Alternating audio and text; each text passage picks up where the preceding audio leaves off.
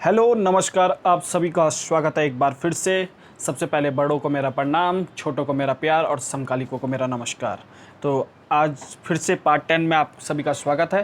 तो ठीक है, तो पहला प्रश्न से शुरुआत करते हैं। पहला प्रश्न है, संविधान सभा में एकमात्र दलित महिला कौन थी? तो सबसे पहले तो संविधान सभा में कितनी महिलाएं थी? तो कितनी थी? 15। ठीक है, और दलित की बात आ रही है, यानी तो मैं पहले ये बता देता हूँ मैं, 80 लोग कितने थे संविधान सभा में? 80 महिला। ठीक है, तो ये थी 26। 80 लोग कितने थे? 26 थे। ठीक है, महिला नहीं, सिर्फ 80 कितने थे शेड्यूल कास्ट के? 26। और एसटी कितने थे? 33। कितने थे एसटी? 33, 33 एसटी। ठीक है, तो मैं बोलूँ वुमेन्स कितनी थी? तो वुमेन्स थी 15, एससी थे 26 और एसटी थे 33। ठीक है ना। अब क्वेश्चन की तरफ आते हैं। तो पहला क्वेश्चन लिखा है कि संविधान सभा में एकमात्र दलित महिला कौन थी? तो कौन थी भाई? दस कैनी वेल युद्धन। ठीक है, दसकैनी वेल युद्धन। ठीक है, अब ये यहाँ लिखा है एनी मस्केरेनी। ठीक है, मस्कैरनी। ठीक है, मस्कैरनी नाम है वैसे इनका, मस्कैरनी। ठीक है, मस्कैरनी, कैरिनी। ठीक है, ठीक है ना। ये एकमात्र थी जो देसी रियासत से थी। ठीक है, देसी रियासत से थी। ठीक है, एजाज रसूल लिखा है यहाँ पर, एकमात्र मुस्लिम महिला थी। ठीक है ना। और यहाँ पर लिखा है लीला रॉय, ये बंगाल की एकमात्र महिला थी जो संविधान सभा से थी। ठीक है ना, समझ में आ गया होगा। ठीक है, तो इसका आंसर क्या हो जाएगा? दसकैनी वेल युद्धन। ठीक है, दसकैनी वेल युद्धन। ठीक है ना। संविधान सभा का गठन कब हुआ था? तो 9 दिसंबर 1946 को हुआ था। ठीक है ना, समझ में आ गया। और जो इसके और स्थायी अध्यक्ष थे वो कौन थे? सच्चिदानंद सिन्हा। ठीक है ना। और जो स्थायी अध्यक्ष बने बाद में वो थे राजेंद्र प्रसाद। ठीक है ना। और उपाध्यक्ष कौन थे? उपाध्यक्ष थे एच.सी. मुखर्जी। ठीक है, और क्या क्वेश्चन बन सकते हैं संविधान सभा से? और संविधान सभा से, ठीक है ना, इतने ही क्वेश्चन हैं अभी। ठीक है, तो अगला क्वेश्चन की तरफ देखते हैं, है ना। प्रस्तावना में हम भारत के लोग का प्रस्ताव किसने दिया था? जो प्रस्तावना में हम भारत के लोग जुड़ा गया है ना। तो इससे पहले रुक जाओ, ये इसमें टोटल सदस्य कितने थे ये भी बता देता हूँ। 389 थे। ठीक है, कितने थे? 389 थे। ठीक है, जिसमें से 292 तो प्रांतों से थे। 292 किससे थे? प्रांतों से थे। 4 यूटी से थे। ठीक है ना, और 93 देसी रियासतों से थे। ठीक है ना। अब ये 4 का मैंने पहले भी बता रखा है, एक और बार फिर बता देता हूँ। जो यूटी से थे, केंद्र शासित से थे, वो कौन कौन से थे? तो इसके लिए मैंने ट्रिक पहले भी बता रखी है। कौन सी? ABCD। ठीक है, ABCD बता रखी थी। ठीक है, ABCD। ठीक है ना। ए से अजमेर, ए से अजमेर, बी से बलूचिस्तान, सी से कुर्ग। ठीक है ना, और डी से दिल्ली। ठीक है ना। तो कौन से हो जाएगा? ABCD से याद कर लेंगे। 4 कौन कौन से? अजमेर, बलूचिस्तान, सी से कुर्ग, डी से दिल्ली। ठीक है ना। चुनाव कितनी सीटों पे हुआ था? 390 सीटें थी टोटल, मैंने बताया था अभी, है ना। जिनमें से 93 क्या थी? देसी रियासतें थी। और इन देसी रियासतों ने भाग नहीं लिया था, ठीक है, चुनावों में। तो कितने बचे? 296। कितने बचे? 296। तो कभी कभी ये क्वेश्चन भी पूछा जाता है कि संविधान सभा का चुनाव कितनी सीटों पर हुआ था? 296 सीटों पर हुआ था। ठीक है, और 10 लाख में से एक व्यक्ति को चुना जाता था, यानी कि 10 लाख पर व्यक्तियों में से एक चुनाव हुआ था। और कभी कभी ये क्वेश्चन बनता है कि संविधान सभा का चुनाव प्रत्यक्ष हुआ था या अप्रत्यक्ष हुआ था? तो इसका चुनाव क्या हुआ था? अप्रत्यक्ष हुआ था। ठीक है, जैसे हमने कैंडिडेट चुने, उन कैंडिडेटों ने अपने हिसाब से एक संविधान सभा का एक व्यक्ति चुना। ठीक है, एक मेंबर चुना। समझ में आ जाएगा। ठीक है, अगला प्रश्न है इंपॉर्टेंट, अच्छा प्रश्न है ये भी। प्रस्तावना में हम भारत के लोग, ठीक है, प्रस्तावना में हम भारत के लोग कहाँ से लिया गया है? ठीक है, तो प्रस्तावना में इसका प्रस्ताव दिया था, किसने दिया था भाई? पूर्णिमा बनर्जी ने क्या दिया था? हम संविधान सभा के लोग का प्रस्ताव दिया था। हम संविधान सभा के लोग, हम आता है ना, हम भारत के लोग। ठीक है, भारत को प्रभुत्व संपन्न बनाना चाहिए, SSSR से याद कर सकते हैं। ठीक है, सोवर्निटी, ठीक है, सेकुलर, ऐसे में जो लिखा है। ठीक है ना। तो पूर्णिमा बनर्जी ने किसका प्रस्ताव दिया था? हम संविधान सभा। इन्होंने बोला भाई हम भारत के लोग के बजाय क्या होना चाहिए? हम संविधान सभा के लोग होना चाहिए। ठीक है ना। अब रोहिणी देवी ने लिया था हम भारत के लोग। तो हम इसका आंसर क्या हो जाएगा, रोहिणी देवी। इन्होंने क्या बोला था कि हम भारत के लोग से हमारी प्रस्तावना स्टार्ट होनी चाहिए। के बी कामत ने कहा था भाई ईश्वर के नाम पर भारत के लोग, ये सही रहेगा क्या, जैसे हम भारत के लोग की जगह पे क्या होना चाहिए, ईश्वर के नाम पर भारत के लोग। ठीक है। भीमराव अंबेडकर जी लिखा है यहाँ पर। भीमराव अंबेडकर जी कहते हैं कि जैसे वहाँ पर उस समय जब अमेरिका बना था तो वहाँ 13 उपनिवेश थे, तो वो जब वो अपने आप को एक देश कह सकते हैं, तो हम इतने सारे मेंबर्स भी तो अपने आप को भारत के जनता का प्रतिनिधित्व तो घोषित कर सकते हैं, यानी कि हम भारत की जनता ही तो हैं। तो इन्होंने क्या किया था, इन्होंने इस बात का समर्थन ही किया था कि हम भारत के लोग सही हैं। ठीक है ना। अगला क्वेश्चन है,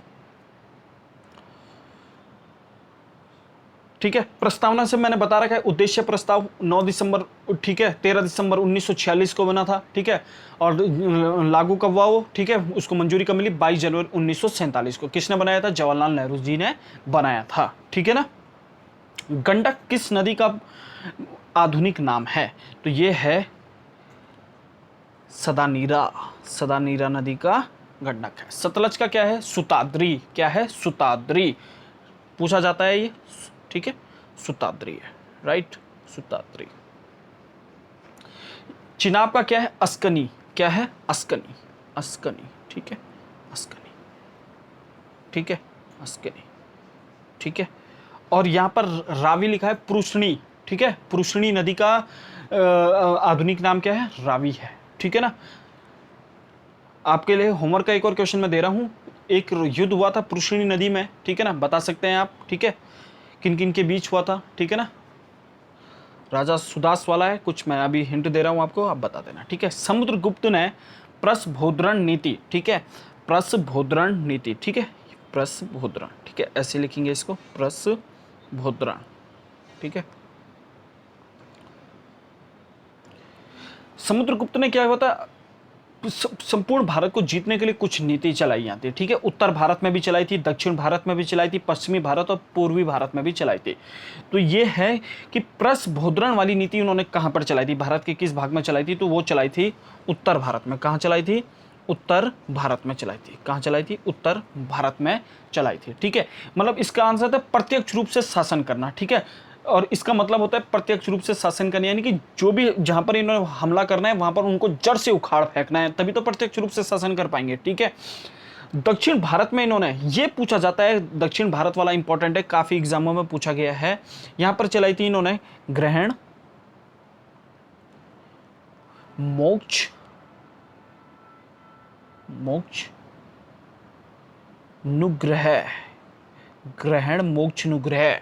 ठीक है। इसका मतलब था अप्रत्यक्ष रूप से शासन करना। क्या, अप्रत्यक्ष रूप से शासन करना, यानी कि अपनी सेना भेजने की जरूरत नहीं है, अप्रत्यक्ष रूप से शासन करते रहो, उनको हरा दो एक बार, फिर उन पे क्या करो, अप्रत्यक्ष रूप से शासन करो और केवल कर प्राप्त करो।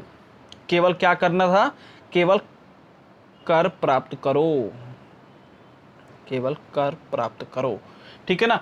जो अलाउद्दीन खिलजी की दक्षिण भारत की नीति थी ना, वो भी कहीं ना कहीं इसी से प्रेरित मानी जाती है। ठीक है ना। पूर्वी भारत लिखा है यहाँ पर, पूर्वी भारत में चलाई थी, वैसे इंपॉर्टेंट नहीं है। ठीक है ना, ये पूछा ज़्यादा नहीं है, सिर्फ पर इनका नाम पूछा जाता है। इसका नाम था सर्वकरदानम, सर्वकरदानम। ठीक है ना, सर्वकरदानम। और पश्चिमी भारत में थे इनके आत्मनिवेदन, आत्मनिवेदन, आत्मनिवेदन।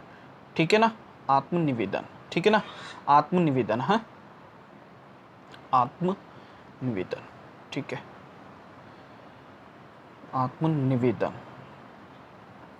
तो सबसे इंपॉर्टेंट कौन सा है, उत्तर भारत का था प्रस्भोद्रण, और फिर दक्षिण भारत का याद कर लेना, ग्रहण मोक्ष नागुरह, जहां से कर वसूल, सिर्फ कर वसूला जाता था। ठीक है ना।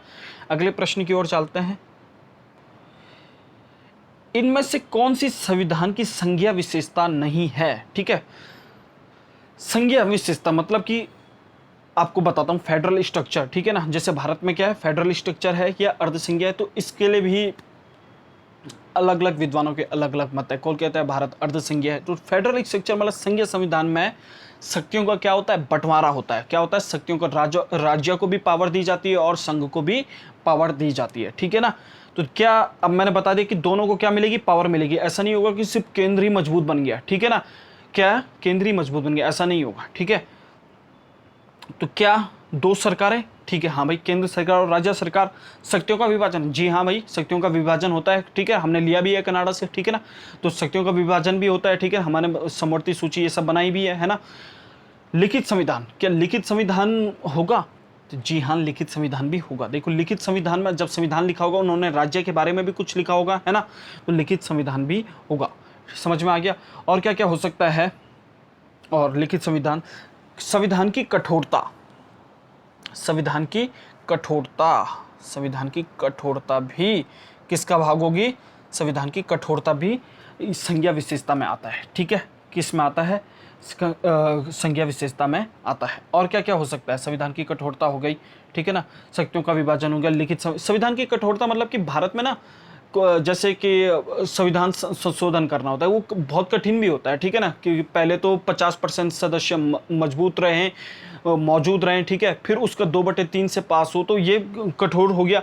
अब मैं बोलूँ, जो इनकी संज्ञा विशेषता हो गई है ना, और जो इनका मतलब बताता है कि संज्ञा विशेषता नहीं है जो भारत की, जो उनकी अर्ध संज्ञा विशेषता है, वो कौन सी है? मजबूत केंद्र। भारत में मजबूत केंद्र है ना, राज्य अपना फैसला ले सकते हैं। जैसे अभी दिल्ली में हुआ, अभी दिल्ली में जो सरकार है, हमारी गवर्नमेंट है, वो अध्यादेश लेकर आ गई, जबकि सुप्रीम कोर्ट ने कह दिया था कि क्या, कि दिल्ली को ट्रांसफर पावर दी जाए, लेकिन केंद्र क्या है? मजबूत है, ठीक है ना। और क्या क्या एकल संविधान, भारत में ऐसा तो है नहीं कि भाई राज्यों का अलग संविधान है जैसे यूएसए में है और केंद्र का अलग संविधान है, ऐसा नहीं है, एक ही संविधान। एकल नागरिकता भी है भारत में, राज्यों की अलग नागरिकता तो है नहीं जैसे यूएसए में है, ठीक है।